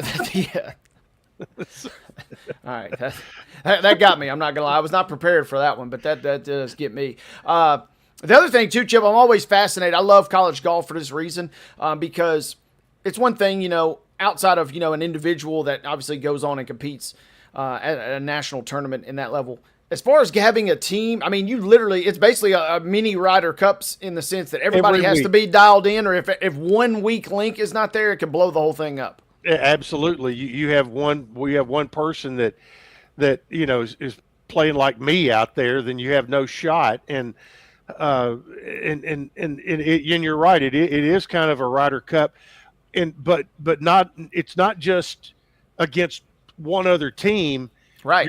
Typically there's 16 teams, and so you're basically looking at a full, every week is like playing an NCAA regional, because you're playing, and it's kind of interesting how these tournaments evolve, and you have very you end up having, like, for instance, this tournament they were just in had a bunch of schools from Conference USA and the Sun Belt, and like the OVC, a lot of mid majors, and equal competition. So they're very, very competitive, mm-hmm. and you can go out there, and that just sharpens your skills. And in particular, if you're some cold-blooded putter, you can go out there and help your team finish strong. And they're not playing best ball either, like in your weekly scramble. So you got to play your own ball and put up your own scores. So I really have a lot of respect for them. Same goes for tennis, because when you're playing, when you have your individual matches, but you're playing trying to win for your team. Calvin, anything else for Chip before we let him get out of here today? I do not. I'm going to go watch the men's basketball team practice here this afternoon. I was just getting ready to ask what else is on tap for you and the rest of the week. A little hoops on their immediate hoop plans, today, it sounds like. and a little real estate work. So choose Chip. I love that. Hey, I've always wondered about that handle. Yeah, it makes sense right there. I like that. MTSU Blue Raider voice Chip Walters always joins us. Except unless when he I doesn't. Yeah, unless he doesn't. But luckily, we've been on a good run here, Chip. And next week, Chip, when you join us, me and the wife have an upcoming anniversary trip. Let's just say out west to a CUSA location. And it's not in El Paso. It's a little further west than that. So we're going to be out there in the land of enchantment. So I'm going to pick your brain a little for some tips on air next week. And hopefully maybe even get a story or two out of you and your tales out in New Mexico. So the tales of the old West. Yeah, right. Precisely. We'll be on the hunt for those. But Chip, we thank you so much as always for your time, and have a great rest of your week, partner. All right, see you guys. Thank you very much to Chip Walters. Joins us each and every single Tuesday, bringing the goods.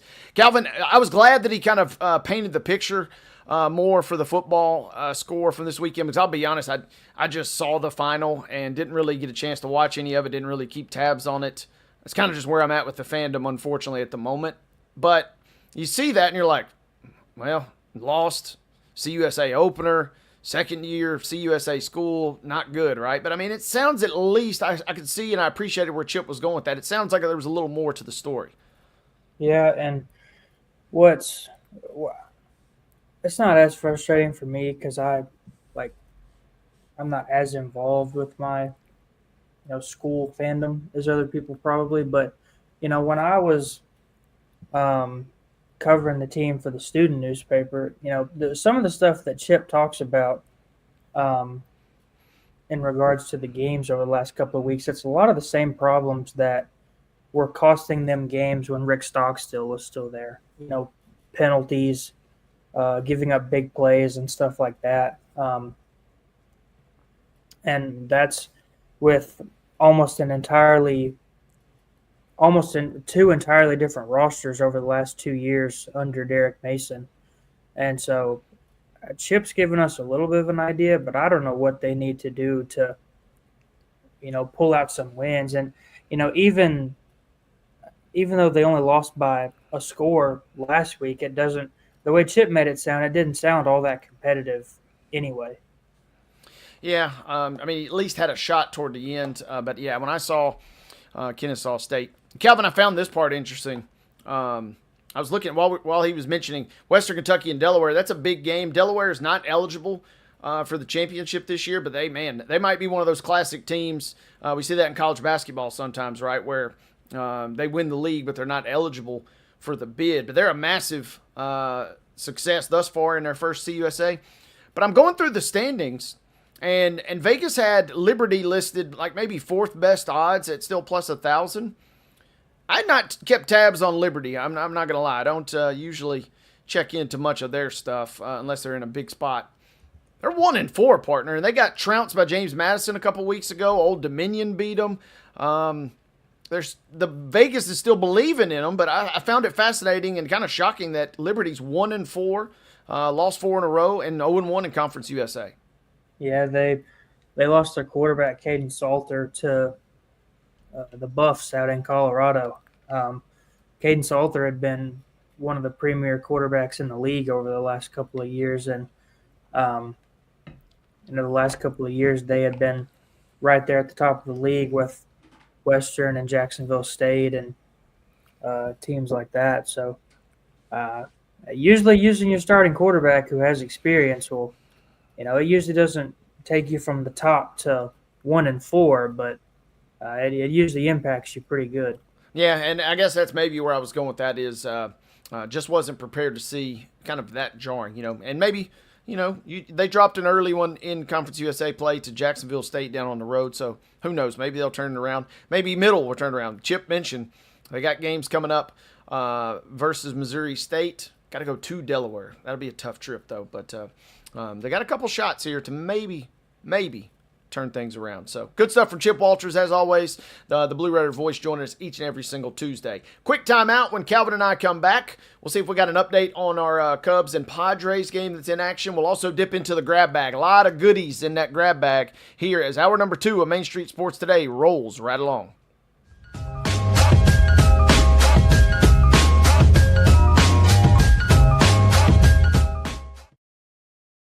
Deep in a forest at Nashville Zoo, new creatures here for you to view. Phantoms graced in black and white swing high in trees of dappled light. In rocky crags, tall and steep, small antelopes with nimble feet. A wise old man with beard of white, a sentry perched on stony height. Amidst it all, a hunter lies, with coat of gold and steely eyes. A new adventure just for you.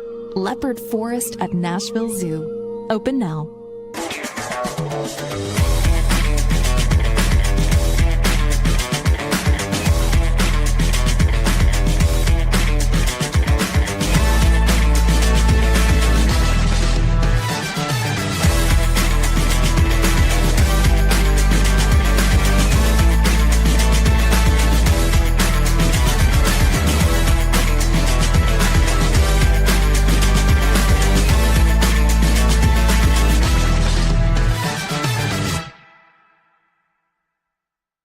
Jones and Lang Sporting Goods here in Columbia has been outfitting teams, officials, and anybody else from T-ball to college for 50 plus years. Be sure and check them out at 931-388-8060 or online at jonesandlang.com. Jones and Lang Sporting Goods, the look of a winner. Piggly Wiggly, located in Neely's Mill Shopping Center, is Columbia's locally owned and operated Cost Plus 10 grocery store dedicated to serving the community with low prices and smiling faces. Piggly Wiggly offers fresh, hand-cut meats daily, as well as daily hot plate lunches from their deli counter. You're certain to see smiling faces and a helping hand when you're here at Piggly Wiggly. Come by and check out our fresh produce, high-quality meats, and more. Down home, down the street, we'll see you at the Pig.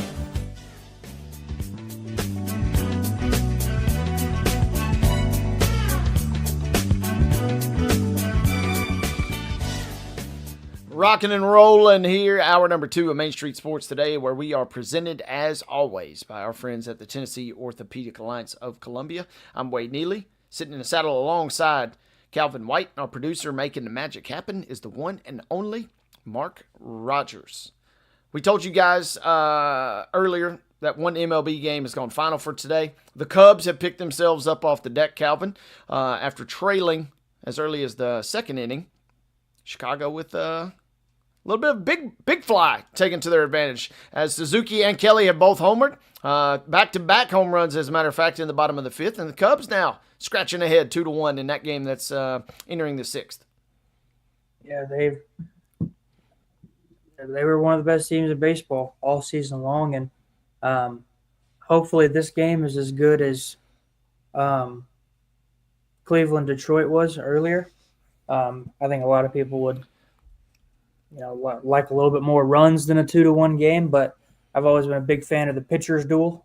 So I'll take playoff baseball in whatever way I can get it.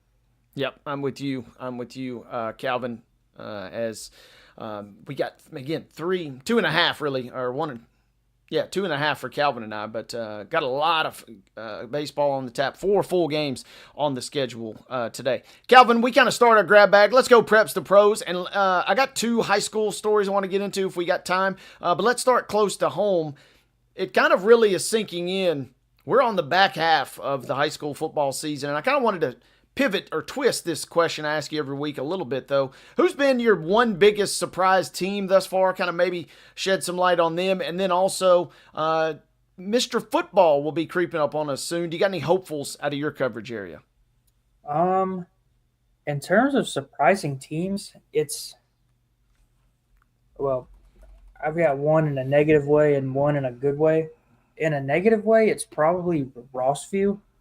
Just because, they've got a first-year head coach. They graduated a lot of players at key positions, but they've got, I think, 29 or 30 seniors on the roster.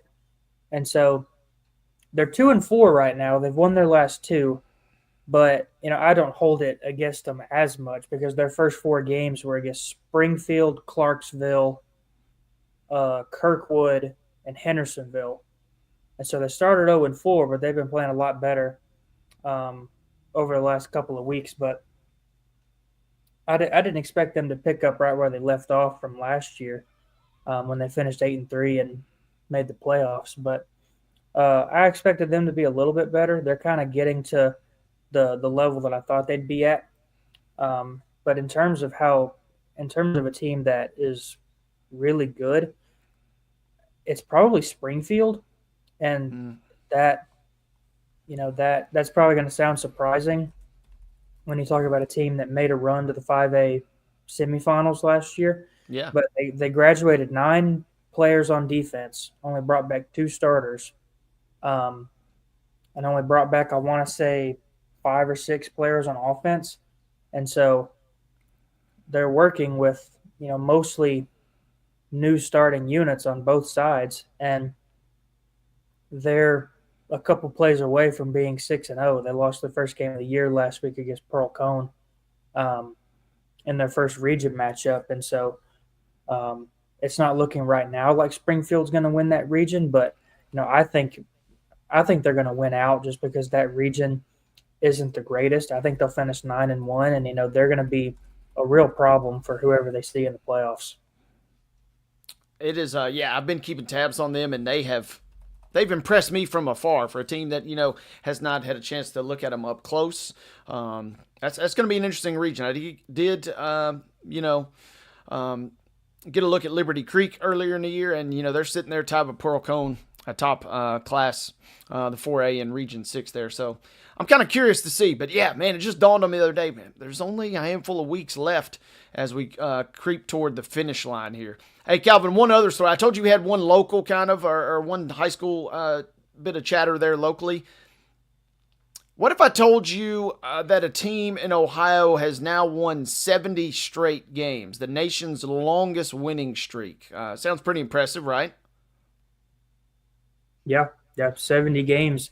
If they play, if they play 10 regular season games like we do here in Tennessee, and then 5 in the playoffs, 15 games a year, that's I'm not good at math. 15, 30, 45, 60. That's a little under 5 full years of undefeated football. So we're talking about Marion Local, which is in Ohio, and Marion Local wins 70 games. And you may be wondering, you're like, okay, that's neat. What's the deal? The real issue is, though, here, Calvin, it was not without controversy. We love controversy on this program here. And Marion Local was right in the middle of it. They fell behind in this game. They played Versailles High School, or Versailles, I suppose, up there in Ohio. They get a little ornery with their pronunciation sometimes. But coming out of halftime, Marion Local trails. They fall behind in the game, and they end up throwing up an absolute wounded duck on 4th down that gets caught, or was it caught? That is kind of the real question here. But however you slice it, however you dice it, producer Mark, right on cue, has the video.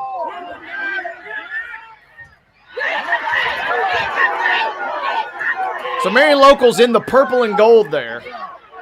If we can run that back one more time, producer Mark.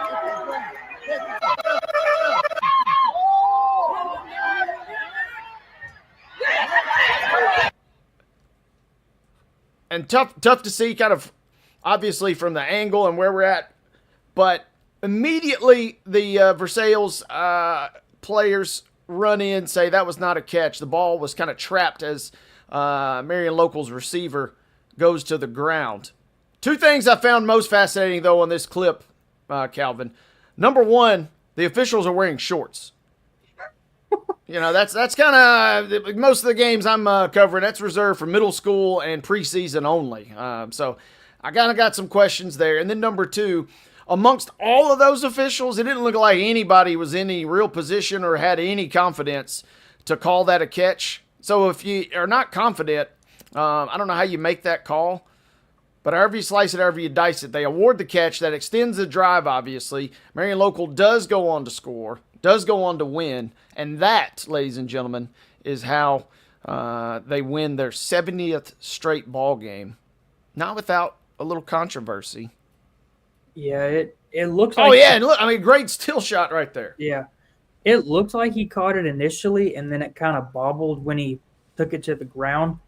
But like you said, there was not a referee to be found in that video, so it doesn't look like any of them had a close enough look to see if he bobbled it or not. But without, sometimes I wonder about situations like this because obviously there's no replay at the high school level, just in the regular season. But when there's a call like this, they're essentially just flipping a coin and just picking what they think is right.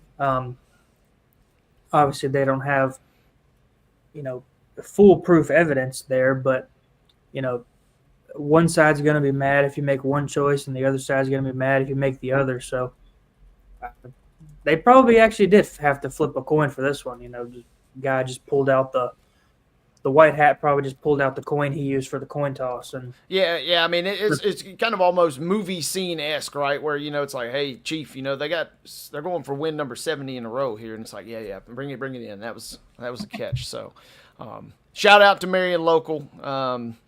Not without controversy, but they won 70 in a row. I saw a tweet, too, in that same story. The other, I don't know if it was the second longest streak, but some school, I believe in Texas, had won 51 in a row, and they got beat this weekend. So, sounds like Marion Local might have a good run at this here for the next little bit. Moving right along in the grab bag here, our final piece of the grab bag. We talked about this story earlier, Calvin, and we've talked a lot about baseball on this show. You might be wondering what we would have to say about how baseball could impact a football game. Well, that's currently the situation because the Mariners obviously winning the West, and depending on how things kind of go with the rest of the postseason and obviously their particular series, it could impact the start time of multiple Seattle Seahawks regular season home games. Head coach Mike McDonald says, quote, from what I understand, it's not that big of a move.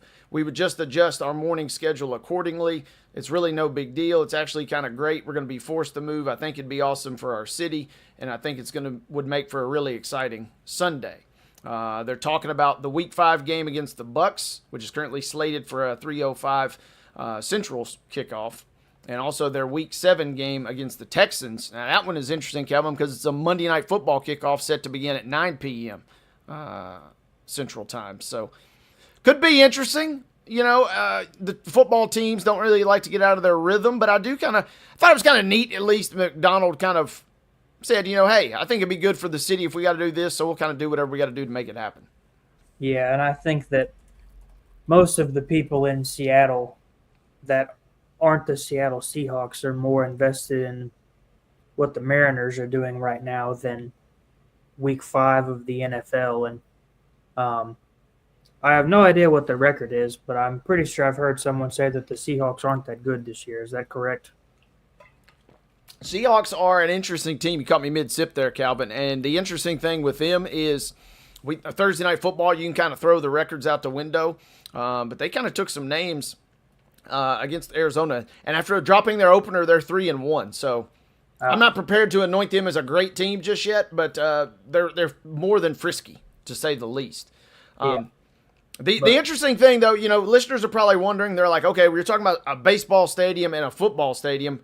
What in the world, or how in the world is there any sort of, overlap there? Well, the issue stems from these stadiums are basically T-Mobile Park, where the Mariners play, and then Lumen Field, where the Seahawks play. They're basically jutted right up next to each other.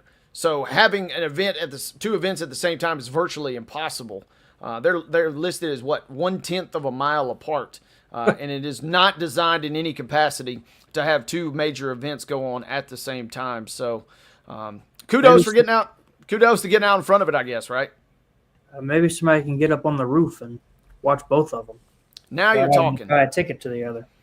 Yeah. Now you're a good enterprising young man. I like that about you. That's a good move there. So, we will have an update on that as we get closer. And again, a lot of that is going to obviously be predicated. It'll all be predicated on what the Mariners do as the MLB postseason continues. Speaking of the MLB postseason, Calvin, this was the thought process for Top 5 Tuesday, which I say we get into right now. I was kind of hearkening back. My Astros are not in the playoffs, but I had a few little odd superstitions here and there that I kind of like to do, and that got me kind of just pinballing and wondering about top 5 superstitions for fans. So that'll be our Top 5 Tuesday segment, which starts right now. But before we get into it, folks, if you are tired of buffering and slow internet speeds, then upgrade your life with Columbia Power and Water Internet. CPWS Internet, that is. Get lightning fast speeds up to an incredible 1 gig. You can stream, game, and work seamlessly, all for $70 a month. If you're looking for local service and local support, visit cpws.com or call 931-375-7777. Tell them your friends at Main Street Sports Today sent you. Calvin, let's roll, baby. Give us our top 5. We'll start with you as the number 1 pick here. Fan superstitions across all sports. My number 1 superstition is the location in which you watch the game. I'm not talking about your seat on the couch. I'm talking about the 4 walls and a roof you are under. We grew up big Kentucky basketball fans in my house, and the year they started 38-0 and lost in the Final Four, we were at my grandma's house. And then in 2017, they were in the Elite Eight and lost on the Luke May buzzer beater. We were at one of my dad's friends' houses. After that, I said, Dad, we are never watching a game of any kind ever again at anywhere but our house. And so we have not since. We don't watch a game of any sort of importance anywhere but our home. I'm that you basically have stolen a pick from me. I don't know if it had been number 1, but yes, we got into arguments and fights. A lot of the coaching staff did at Martin Methodist College back in the day, where we would watch Grizzlies playoff games. And if we went to your house and you lost, guess what? You didn't probably get to host at least that round. And you better hope we won some other games, or else we were going to get on you about that. So I'm with you there. Kind of the cousin of that, though, and this goes to baseball. If I'm sitting in a particular spot, I'm not moving if the team is doing well. I'm frozen in place. If Houston is in a bit of a rally and they're making a big comeback, and I'm sitting in the worst chair in the house, guess what? I'm stuck there until things kind of totally change. So give me sitting in the same spot or the same location within the house for my number 1. I also had that on my list, but it was a little further down. But number 2 is for me, it's not really, it's kind of the opposite of a superstition, but I've got to know the score. If for some reason I'm not at home to watch the game or somewhere that I can watch the game, I've got to know the score. My dad is a psychopath when it comes to this type of thing. If the Titans or anybody else that he likes is playing in a meaningful game, my dad used to do this for every Titans game when they were actually good. He would record the game on the TV, and if he was out like at the grocery store doing something where he couldn't watch the game, he didn't want to know the score. He wanted to get home and watch the game from the start. So he's got to watch it from the start, and normal people like me and you probably check the score on your phone whenever you want to know the score. Yeah, I'm a little quirky with that too. So I get down with, I like to use the same app. I'm not going to shout that app out, but I like to use the same one over and over and kind of just go in and check it. So I'm a little quirky with that too. We're running a little thin on time, so I'm going to kind of expedite here. But a lucky snack of sorts goes a long way for me. If I make a little pigs in a blanket, we'll call it, before game 1 of a series, and Houston wins or the Grizzlies win, guess what? That's probably gonna be on the menu for the rest of the series. So give me a lucky drink or a lucky snack for my number 2 pick. Did not have that one on the list, but a really good pick. Maybe the snack decides the outcome a lot of times. But I don't see how it couldn't. No, but number 3 for me is the jersey. Especially playoff baseball, the whole 2021 Braves World Series run. Most of the time I was on my couch, rocking the Chipper Jones 10. sometimes when you got to take a laundry break to put that thing in the dirty clothes, you throw on the Austin Riley you've got as the backup. Yeah. It just feels having the jersey on puts you more in the moment, I think. Yep. And if Michigan's playing, I've got over the years I've accrued enough jerseys that I try and match. I'll even go home or away or try and mimic as close as I can to what they're wearing. So I'm with you. Plus a good jersey experience just kind of gets you in the zone a little more. That's a good pull by you. Up next for me, man, I got two good ones here. I really can't go wrong with either one. I'm just going to rip the Band-Aid off. Kind of similar to the jinx we mentioned earlier, but the jinx friend rule. If you got a person that, has not shown up to any of your watch parties all year, they don't really watch the team or follow the team, kind of like a Super Bowl type friend, that just shows up and asks a million questions. If they show up and your team loses in a big game, you ain't coming back. You ain't getting the invite. I'm sorry to do it. But the jinx friend, I hate to do it because I don't like to be mean to people, but some folks just, you got to cut them off there. They jinx the game and they steal all your superstitious snacks. Well, yeah, that's a double whammy. Good point there. Yeah. So my number 4, you already said it, but not changing spots. I'm not as superstitious with where you begin seated when the game starts, but if we're all in certain positions and stuff is going good for the good guys, you legally cannot move until something bad happens or the game is over. If you move and something bad happens, usually something bad happens right after. And so I think the universe saw you get up off the couch. So if something good is going on, you are not allowed to move. Nope, don't even think about it. Number 4 for me, this might gross some people out, but I'm not above for this.